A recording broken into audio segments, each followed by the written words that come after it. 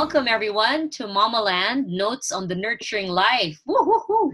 This is my podcast. I am Adrian Buenaventura, but I go by Adjeng. I'm a singer-songwriter and a writer, but a wife and a mom first. I don't have all the answers, but I believe in asking the right questions in order to learn and understand better how to navigate this crazy and fun world of motherhood.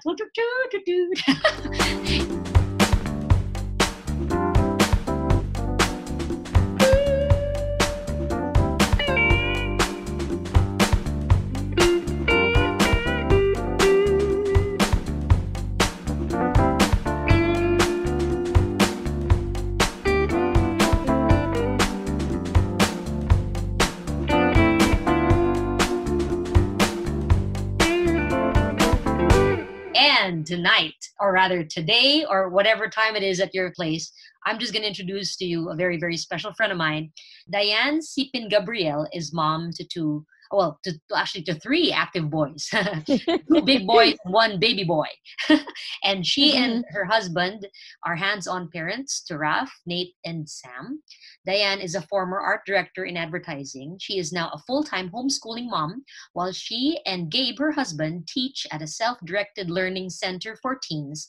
This center is called Abot Tala. Now, Diane, would like to say hi to our listeners. Woohoo! Hello. Good morning or good evening, wherever you are. Right.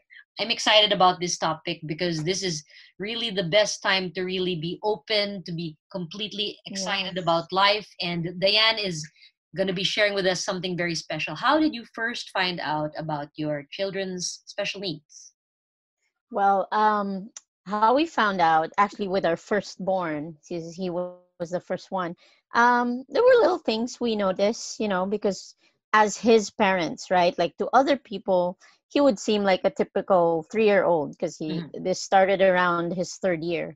But then, there were little habits that we somehow felt were not typical of a 3-year-old. And as a parent, you would feel that in your gut. You'd have this red flag, kind of, we call them little red flags, like, oh, okay, well, what was that? Or something we see, something he says or doesn't say.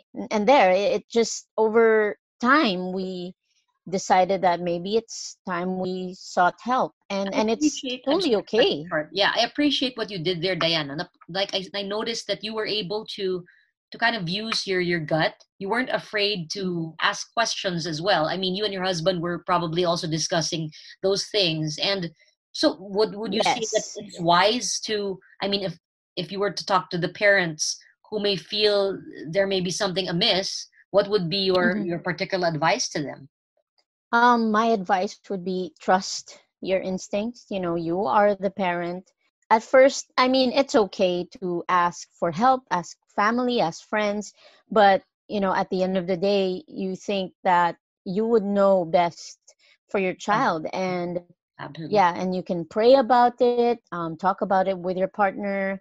And really, when you do decide, just remember that it's okay. None of it is your fault. All you're doing is asking for help, and that's it. And there's nothing to lose. I mean, it takes a village to raise a child, right? And absolutely. So seek help. Yeah. So I like that piece of encouragement that you left us with right now. Like you're not supposed to feel afraid to ask for help. I mean, everyone. Yes. I mean, I think parenting in general doesn't really give us a guide map. I mean, it never came with a manual. I mean, we start with getting all excited about things, and then we discover that, hey, there are things to really focus on, especially when there are challenges. And every parenting journey has its challenges. I love that. Now, I'm wondering. And with special needs, you feel like you're lost. Honestly, like you, there's that feeling of being lost. And when you do get help, when you seek an assessment with, say, a developmental pedia or your pedia, it's like somebody, professional. It's like someone handed you a map, right? And you're still lost. I mean, that's the best picture. I love you're still lost, but you have a map. Right? Like a compass somehow. Like exactly. Like, okay, there's like something to help you navigate the journey. I love that. Hmm. Yes. But I mentioned And it earlier, doesn't change the yeah, situation really. yeah, but still, it makes things a Mm, little bit easier, a right? little easier. Yes. Yes. You have that assurance that you know where to go, you know who to talk to, you know, it's yeah, it's like a guide.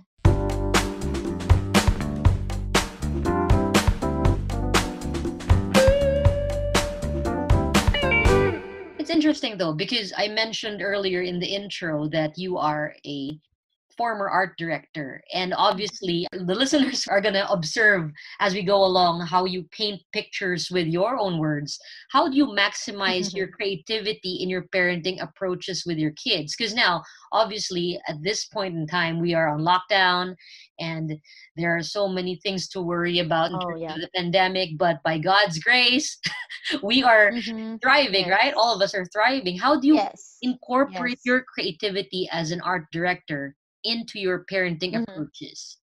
Oh gosh, with my kids, they're very kinesthetic learners. They're visual learners, and it really comes in handy, especially when they ask questions or when we're trying to teach them something, and I need to put it in as literal and as visual as possible. Like they're not very good with a lot of words, But your right? They're gifts still come in learning. handy, Diane. Your gifts come in Yes, they handy.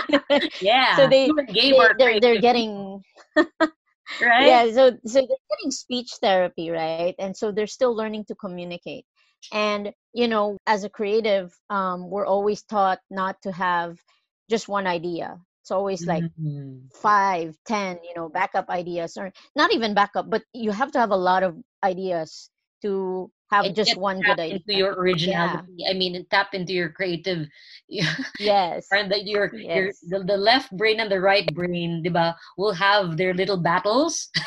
Yes. But Yeah. And I love that you said that yeah. you don't stick to just one idea. Like if for different for children, there are different ways, right, of Or approaching. different approaches, yeah, even just between the three brothers, Yeah, what works with one doesn't necessarily work with the other. With Raf, he loved his chalkboard, you know, at the age of 2 he I love was that. That's constantly so old drawing. He school. was Are we the chalkboard? That's chalkboard, the yeah. best. That's the Yeah, best. chalkboard talaga. So, and you know, we couldn't keep up. We were using dustless chalk, but we couldn't keep up with the dust. And you know, he loved to express himself through drawing. He would draw and draw. He had a season where he was all about dinosaurs, right? And I think he even every asked me, kid "Hey, will always go through that, and I yes, love he that. did. I It's a love that. dinosaur phase." Yeah. Yeah. And he loves being able to know their names and categorize and all. And one time he's like, "Mommy, can you teach me to draw a dinosaur?" And That's you the know, best and he's thing to and ask so a for mother. me, I'm like, here you go, you know, draw a nice little cartoon, Let me draw a little little foot T-Rex dinosaur. here. Yeah. No, not even a T-Rex. It was like a little the Did you long show neck, off, right? Diane? Tell me the truth, Miss Artist. Did you actually show off and draw? Let me No, draw you a Stegosaurus. Let me draw you. no. Did See, mommy do that's the that? thing. I was drawing down to him. I was like, he's 3. He would probably love this cartoon, right? And I was so wrong. I was so wrong. He was all, Mom, that's not a dinosaur.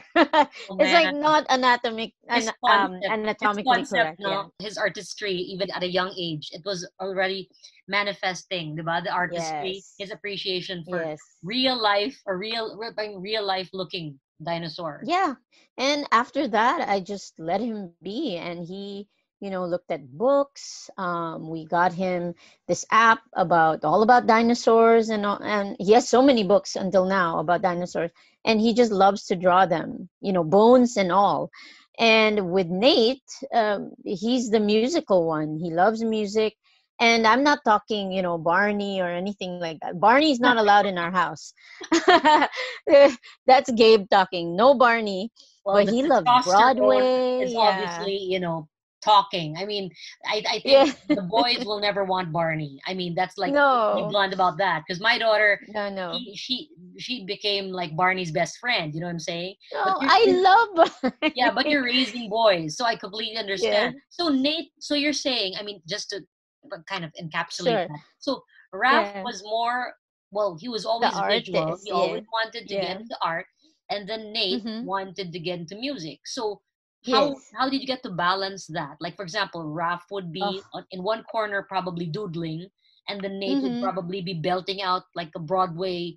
I mean, Yes, yes, definitely Broadway. He was all about Javert and Valjean and oh wow. Les Miserables is his favorite up to now. It's Yeah, been well, 5 years actually, and I know people who don't even know who Jean Valjean is. So, I mean, Diane, I think this is a testament also to your taste. I mean, yeah. in your love for Broadway and Disney music, and Hmm. I think that I like that you're sharing also that there are different ways of approaching your kids. I mean, people can't Yes. just put. I mean, you can't really expect parents to just try to use one specific approach for all the children, No. right? So Yeah, yeah. did you list down your ideas? I mean, how was your practical approach to incorporating the creativity? Like, for example, would you make a list of things for them to do today, and then tomorrow it'll Mm-hmm. be a different thing? Or did you create a list for the week and say that, Mm-hmm. okay, this week this is going to be our thematic approach to playtime? Mm-hmm. Mm-hmm. How did you do it? Um, Write it down? well, actually, I would just go with what they're interested in So for the interest time led. being. Yeah, interest led. Yes, very, very interest led. Like, Raf had this period where he was all about science. I think he watched Meet the Robinsons, Oh right, by yeah. Disney. And after that movie, he was all about inventing and chemistry and, Right. being an Mixing inventor colors. and And, stuff like yeah. that. Yeah. Yeah. And so all we do is just kind of add to that interest. Like we got him a magnifying glass and I give him empty bottles and Mm, colored mm, water and right. anything to fire up his imagination. And if he asks for something, we give it. Like he wanted baking soda and vinegar, like go. And it's not, we don't list it like, okay, this week we're going to do this, because if he's not interested in it for that time, it would be hard to get that going. I So I see. kind of observe what they like. Usually it would come from a movie they just saw, or yeah, I like so that. I like like for that. Nate, music that he's listening to. Yeah. I And see. whatever the topic for the week is, like flavor of the month, Mhm. Yeah, yeah. then that's what we go with. I appreciate that Run with you're it. able Yeah. to indulge them in their interests and Yes. kind of give them that freedom to explore. Now, I Hmm. we're going to get into something really, really, really, really important right now, because I feel that creativity and all these things, I mean, being able to nurture them at the stages Hmm. when you knew how to address certain issues that you had to deal with Hmm. regarding their Hmm. special needs. I want to delve into something also a little bit um, on the side of how you felt personally Mm. with other people's reactions. Of course, nobody lives Yes. in a bubble, right? And I Of love that course. you and Gabe have always exhibited a kind of passion, for parenting. Now, give me three things you wish everyone knew regarding how to react when children on the spectrum would experience meltdowns, because I think that's part of dealing with Yes. special needs. I mean, every child Yes, is yes. Like different. we can't just keep them home, right? Of course we go Right. out and, I in a love that. I mean, restaurant and theme everyone gets parks and to stuff. enjoy, regular stuff, but there are Yes. moments in the reality Yeah, unexpected. Yeah. that you would go through that. How did you get to deal with that? What are the three things you wish people knew about how to True. react when they Hmm. would experience meltdowns? Well, three things would be, number one, just, don't make a big deal. That would be the first thing. Because people tendency when something's happening, phones kind of whip out, they're trying Or to the take a stop and video, or you stare. I mean, stare, stop and stare, cars slow down, right? And so when a meltdown is happening, I know there's this urge to stare and kind of judge, like, where are the parents? mhm, And it doesn't help, actually. I mean, it might seem like an unusual thing happening, but staring doesn't help. right. Number two would be helping helps, I right? love And I that. mean, Yeah. when you help, then that really helps us. Like, for example, like with my second son, in a meltdown, he can get really wild. Like he has no semblance of the things around him. Like he could knock something over or kick something, Mhm. and if something gets knocked down, pick it up or offer to wipe whatever, something Having it spilled or filled. water. Yeah. Yeah. So Yeah, that's yeah. appropriate. And I mean, I like that you pointed out that way that these are simple gestures, and yet, you know, Yes. if people get to jump in and kind of help in that way, it's something that you appreciate. And I like, Super, yeah, I super. like that we're discussing this, because that's number one. I mean, do Mm-hmm. not stop and stare. That's basically number one. Yes. And number two, Yes. helping helps. That's just, Yes. that's one of the best things ever. I mean, I Yeah. sometimes, honestly, Dan, I want to tell you that people want to help, but they simply, Don't know how. yeah, don't know how. So they're like standing still, not really knowing what to do. And I think that what Yes. I love about this discussion is that people are going to be more aware on how to show empathy at best, right? I mean, that's the Yes. best way. And number three, what would be your third thing? Number three would be, ask us questions. Like when things settle down and you're curious about it, it's okay with us. Like it's okay to ask because it shows us that You're you're, concerned, you're yeah. trying, yeah, and you're trying to understand what happened Instead rather of just than like trying to blame. coming up with your own conclusion. Right, Yeah. right. Yeah, because if you're just silent about it, but inwardly you're judging, like, oh, they probably don't discipline him, Oh, or oh, they're probably letting their kids run wild or something. Like mhm. I Like a don't know, judgment. and Like, we've been to, yes, but if you ask, like, oh, did something trigger it, or what was he afraid of, or was he scared of the dog or something like that, and I'd be happy to share so, because Diane, I want uh, to ask that yeah, particular question. I don't mean to cut you short, but when you said yeah, that yeah. don't be afraid to ask questions, so at Hmm. least people kind of understand now from your perspective that asking questions doesn't necessarily mean that it's like an offensive thing. Like if they No, no, ask no. questions, at least they have a deeper appreciation and a deeper understanding of the Yes, situation, get right? the facts right. Yeah, Yeah, because I just think get some facts people, and yeah. mhm, they don't know. I mean, what they do, I noticed this because I think I went through an experience wherein I actually noticed or observed that something happened, Hmm. and we had to, yeah, like you said, sometimes if you have to bring back a bag or whatever, like help Yes, out. yes. But then again, some people, when they were trying to respond, instead of asking questions, like, they would be jumping to conclusions. So at least now, Mm-hmm. it's Mm-hmm. really important to reiterate that it's okay to ask. To ask, It's of okay course, it's to ask, yes. at least. Absolutely. And who knows, might make a new friend out of it, right? I mean, with my kids, especially for example with Raf, he loves being asked, like, are you okay? Is the dog scary for you? Like, because he hates Wow. barking, right? And he will say so. And say, oh, I didn't like that. That was very loud. Or I didn't like how he barked. He seemed Yeah, angry, that's a something good like one. that. And That's a good and one. Yeah. you would have a better understanding, like, oh, okay, so that's what triggered it. He was afraid, or And at the same and they time, just react differently. yeah, if people get to know that, at least they would know that they wouldn't, like, for example, in a specific a party or whatever, and someone does Hmm. something that might trigger them to react in a certain way. At least people know Yes, how to avoid, right? I mean, avoid doing those triggers. those Yeah. triggers. So that's something Yes. that you appreciate as well. That there's that empathy Yes. exhibited by others. Thank you, thank you. I love that. Yes.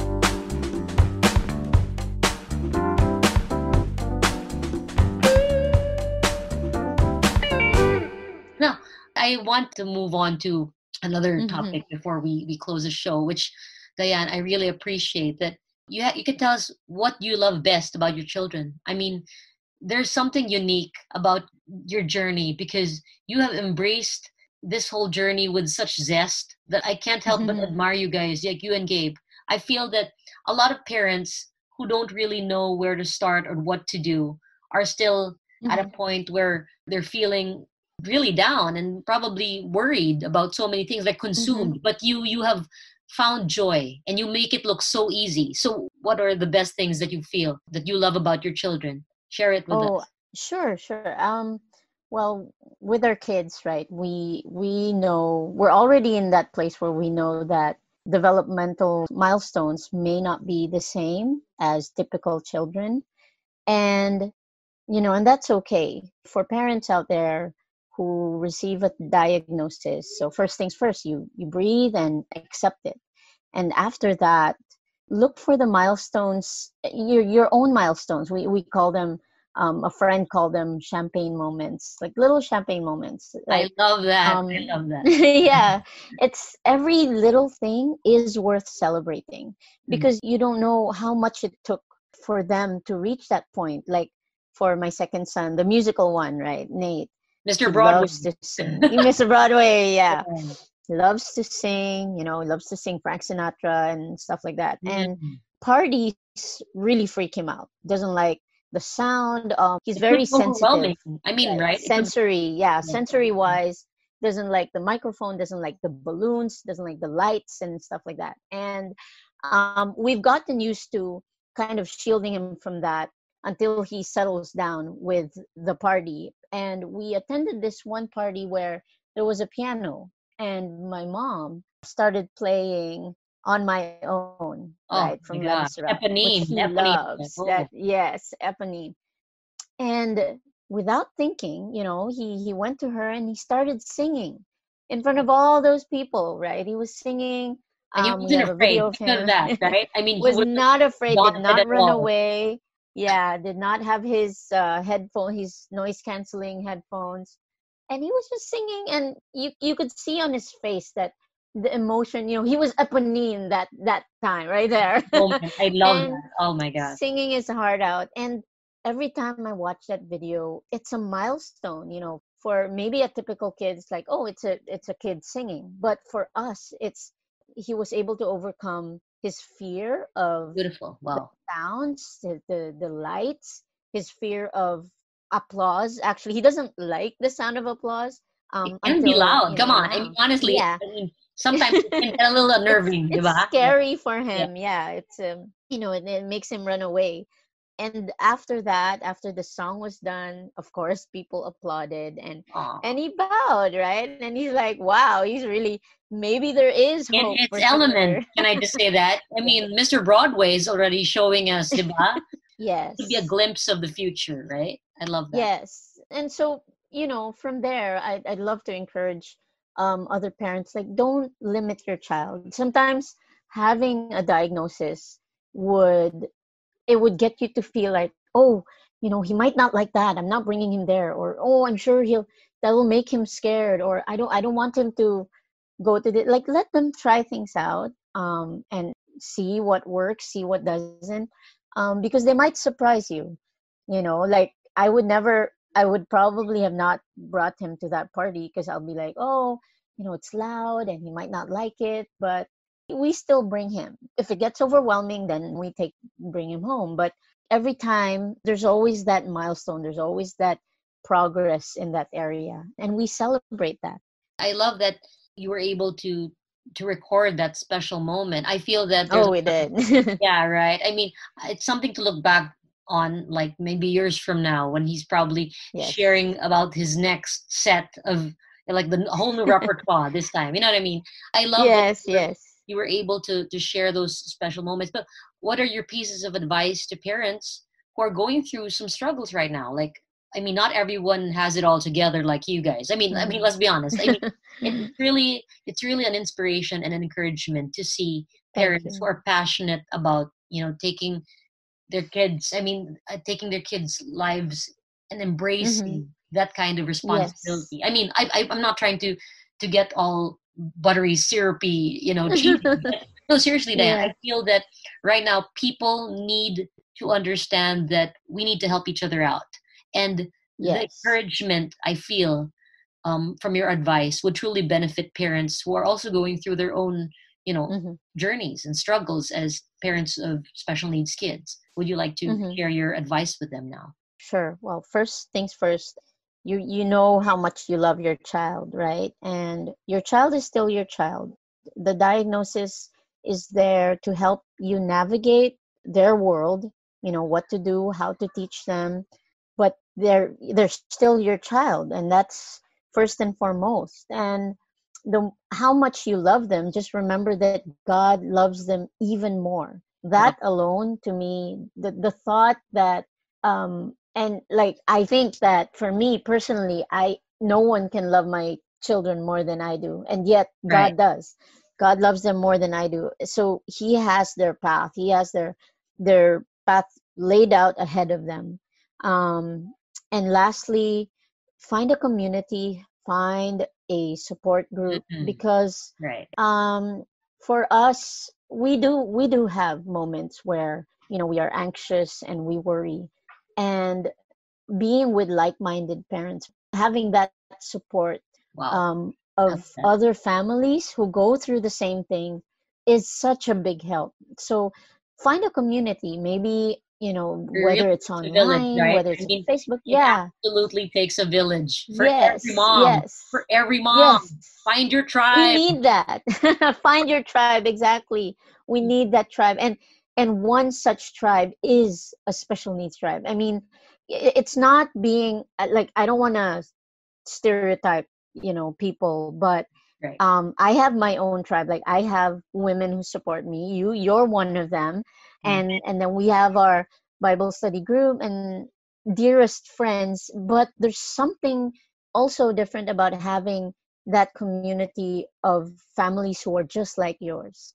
Mm. And so don't be afraid to reach out, get to know other parents, start with one or two other mothers, and grow from there. I It's love really a that. big help. That's Yeah. beautiful. I think that if we took time to express empathy for each and everyone's battles, like we in our own ways, will be able to Mm-hmm. make the difficulties a little easier to bear. And I think, Diane, it's Yes. our responsibility too, as moms, to make the world a little kinder for each other and for our kids. Yes, I mean, absolutely. in Mommaland, this world is nice, right? I mean, we should be This is encouraging. another tribe, right? This one Exactly. right here. I like what I mentioned to you earlier. I mean, all of us, we may not have all the answers, but it's always wise to know how to ask the questions that can help broaden our Yes. views. We need to see the world and how we can create and nurture it, starting with the ones that belong in Yes. our corners. So thank you. Thank you so much, Diane, for taking time to You're share with us your welcome. heart, Thank you for having me. for sharing with us the beautiful stories about your sons. And wow, I think that so many of our viewers, yeah, well, they call it viewers, yeah, and listeners, will really, really get to take your advice to heart. And Hmm. I think that what you just said about really trying to find help and asking for help, not being afraid, and not trying Yes. to do it all on your own. I think that's a huge, Yes. huge message that people need to really embrace. So thank you. Hmm. Thank you, Diane. And God bless You're you. Keep welcome. safe, God bless you everybody. too. I hope you'll Yes. stay tuned for our next episode. And I am excited to share with you many more things about Mommaland. This is Adjeng. And thank you, Diane. Thank you. Bye. You're welcome. Goodbye.